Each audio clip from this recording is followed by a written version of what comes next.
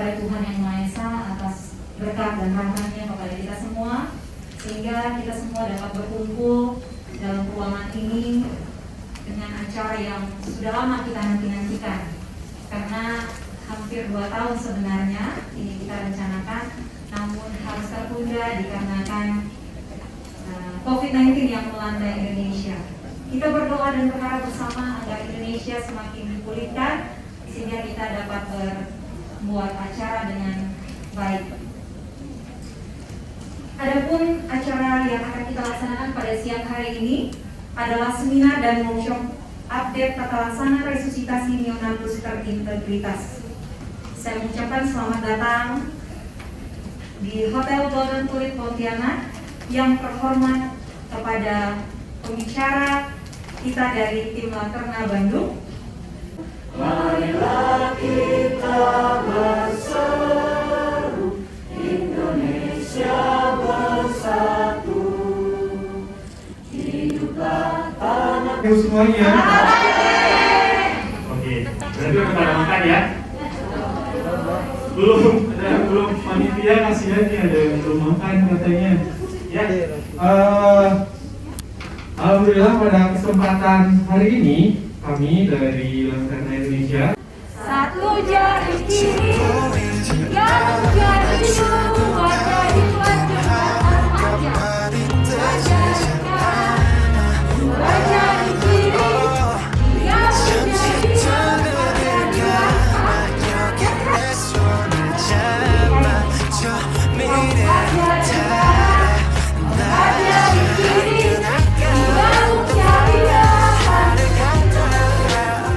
Terima kasih sudah mengundang kami gitu datang ke sini, yang memang tadi sudah dijelaskan bahwa sebelumnya akan dilaksanakan tahun 2020 ya, gitu kan, jadi mundur sekarang lah bisa terlaksana. Baik teman-teman, ini sekarang kita akan berbicara terkait dengan apa peran perawat dan bidan, ya. Di sini kan ada bidan juga. Apa ya peran perawat dan bidan, ya, dalam resusitasi neonatus, ya, dalam resusitasi neonatus.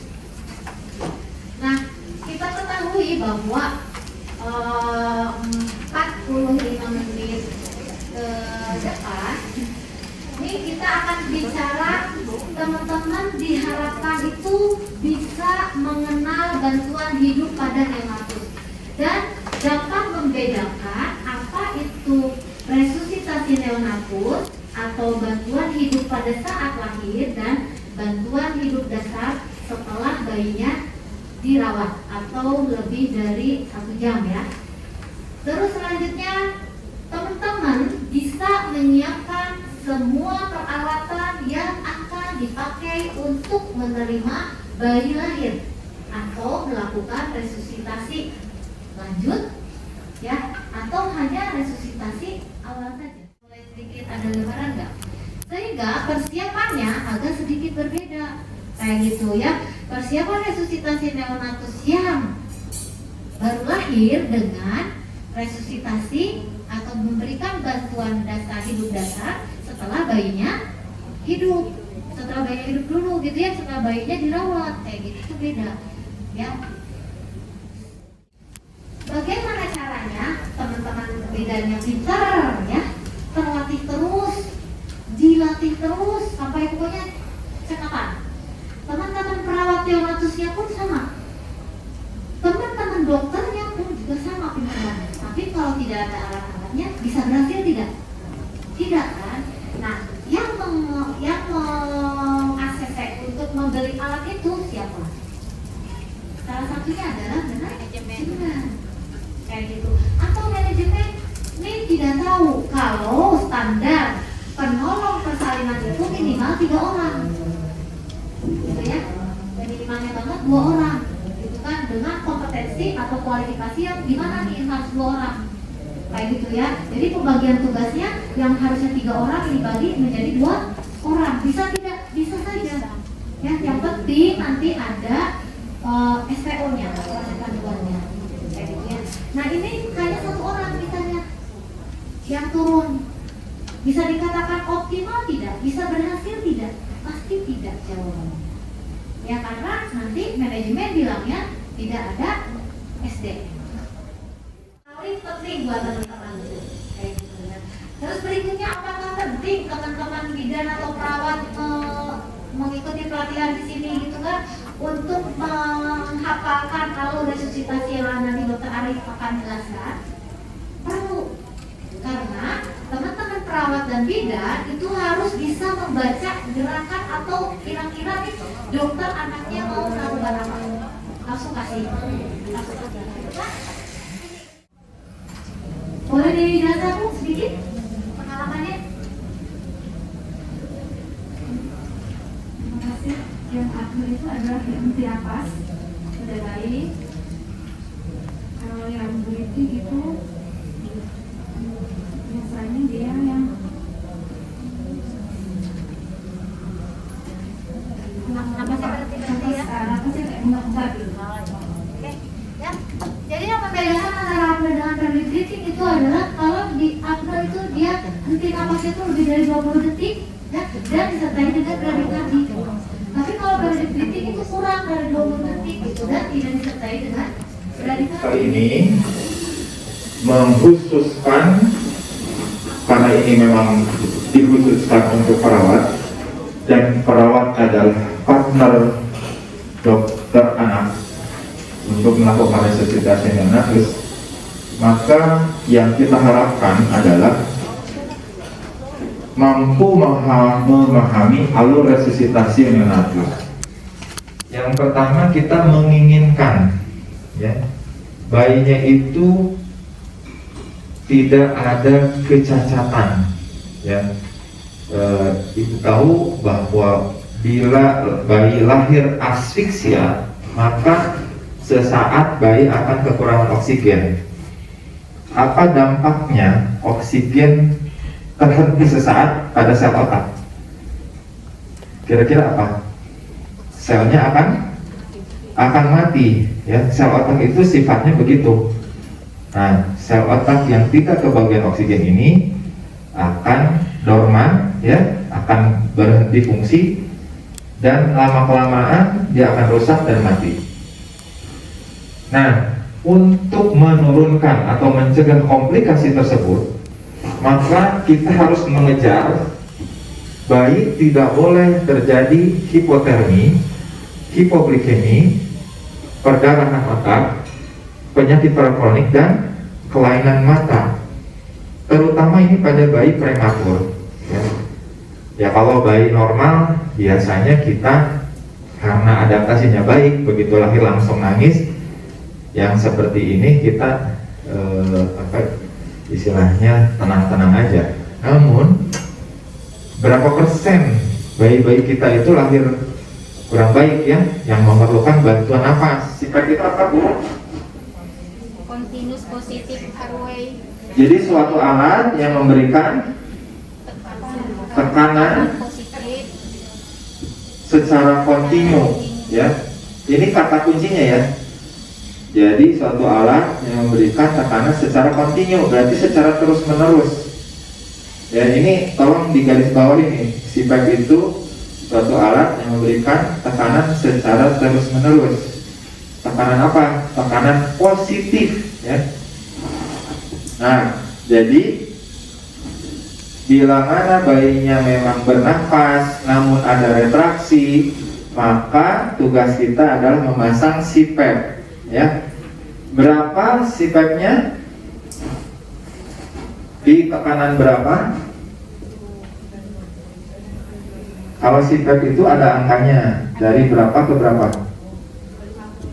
Dari berapa? FiO2-nya, Pak. Berapa Bu? FiO2-nya Itu FiO2 kimia.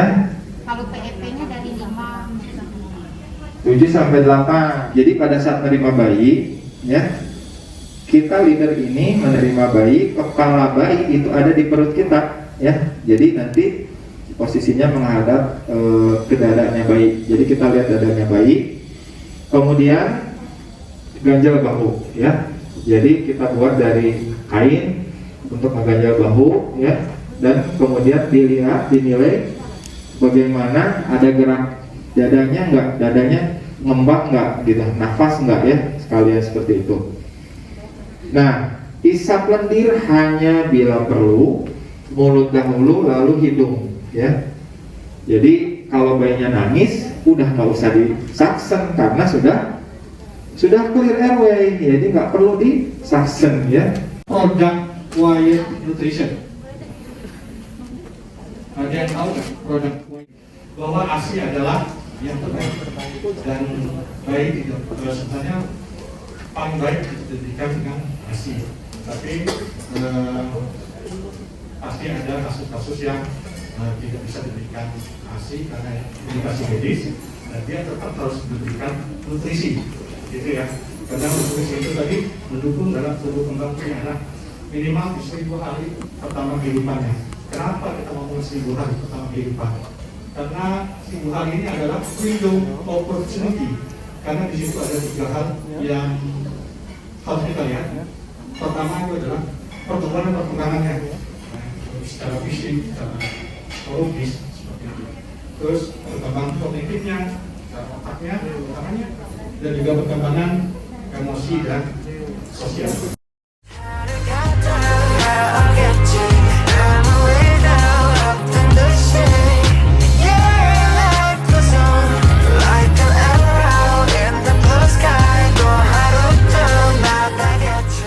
Teman saya tepukannya mana?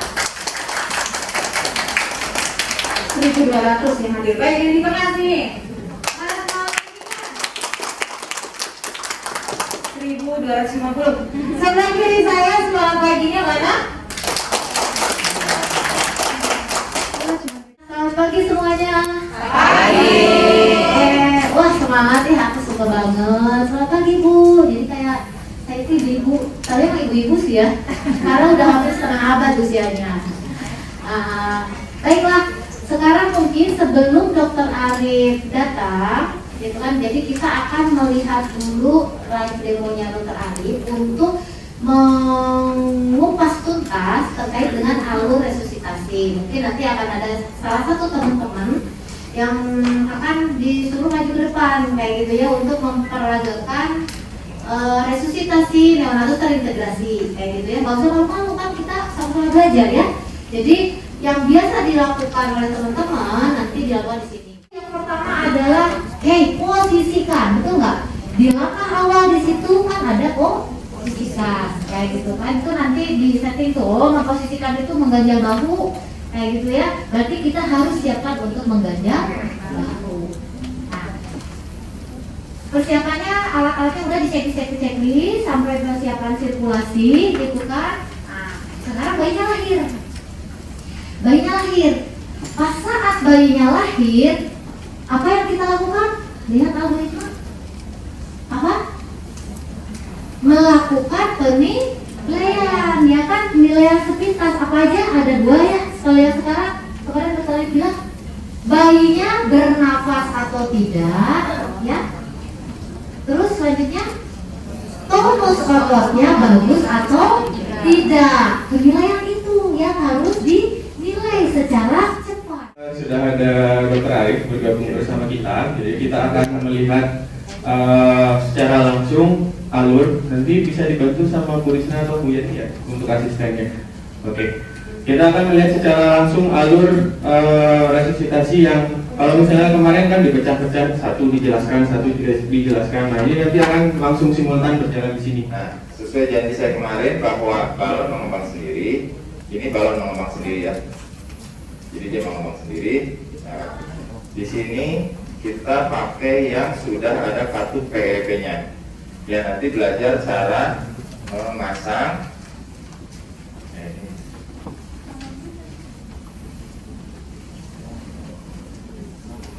Nah, ini ada konektornya untuk memasang kartu PEP ya. Nah, di sini nanti ada berbagai pilihan ya. Di sini ada kartu PEP-nya nomor 5 cm H2O ya, seperti ini ya. Nah, jadi ini kalau seperti ini sudah siap ya. Terus apa? Tepis nanti ya. sambungan dari ambu balon lengkap sendiri, maka kita siapkan sungkup 3 ukuran ya. Sungkup 3 ukuran ini ada ukuran kecil ya untuk bayi prematur, ada untuk bayi cukup bulan, dan ada untuk bayi besar ya. Jadi kira-kira ada 3. Jadi kita ini kan balonnya sudah mengembang ya. Nah, nanti kita lihat di sini, mungkin bisa di zoom. Ini ada manometernya di sini, kurang kencang. Nah, ini nih, di sini ada petunjuk jarumnya nih. Di sini ini angka 10 ya. Nah, kan kita sepakat PEP-nya berapa kalau untuk si PEP? 7. Nah, kira-kira di angka di bawah 10 dikit lah ya. Karena kalau di sini agak susah ininya ya untuk mengatur si tekanannya itu ini di sini. Ya, jadi tapi Ibu lihat di sini. Jadi kita naikkan, turunkan itu di yang komuternya ini di sini. Pada bayi itu di atas 120 ya, 120 sampai 160 ya. Oke ya, jadi udah kebaca ya, cepet. Kemarin untuk bayi prematur kita start oksigen di berapa persen? Bayi prematur kemarin di catatan saya, kemarin di presentasi saya berapa persen? 30 ya. Jadi sebenarnya tidak usah 30, tapi boleh dari 21, hanya boleh mulai dari 30. Jadi ini blendernya diputar ke 30. Jadi bayinya belum lahir, kita sudah set di 30. Tapi hanya untuk di bayi di bawah 35 minggu. Ya, di atas 35 minggu di set di 20. Dada di sini. Kapan kita memulai kompresi dada? Bagaimana melakukan kompresi dada? Bagaimana tuh? Di mana letaknya gitu ya? Bagaimana menggabungkan kompresi dada dan PPP? Karena syaratnya kemarin ketika kita mau melakukan kompresi dada lebih efisien itu ketika harus dilakukan terdahulu adalah PPP dulu, intubasi dulu ya. Jadi kalau mau kompresi dada baiknya dilakukan intubasi dulu biar lebih efektif. Nah yang terakhir, kapan kita menghentikan kompresi dada? Kan nggak terus-terusan ya Bu ya, ada batasannya. Sama dengan 2 ditambah 2 sama dengan 4 ya. 1 ditambah 1 sama dengan 2. 2 ditambah 2 sama dengan 4. 8 sama dengan 16.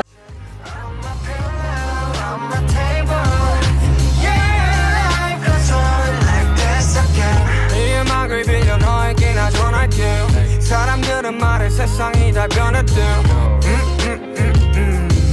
다행히도 우리 사이는 아직 여태 안 변했네. 늘 하루 시작과 끝 안녕이란 말로 오늘과 내일 또 함께 이어보자고. 멈춰있지 마 어둠에 숨지 마 빛은 또 떠오르니까 끝이 보이지 않아 출구가 있긴 하니까 발이 뜨지지 않아. 잠시 두 눈을 감아 여기 내 손을 잡아줘 미래로 달아나자.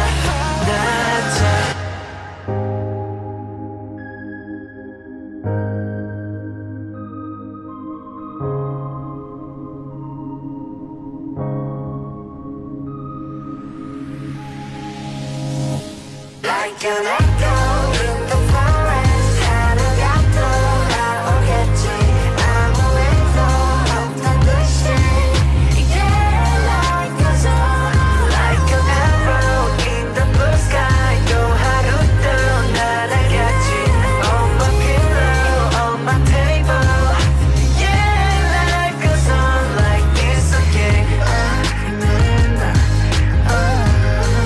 yeah, yeah, yeah, yeah.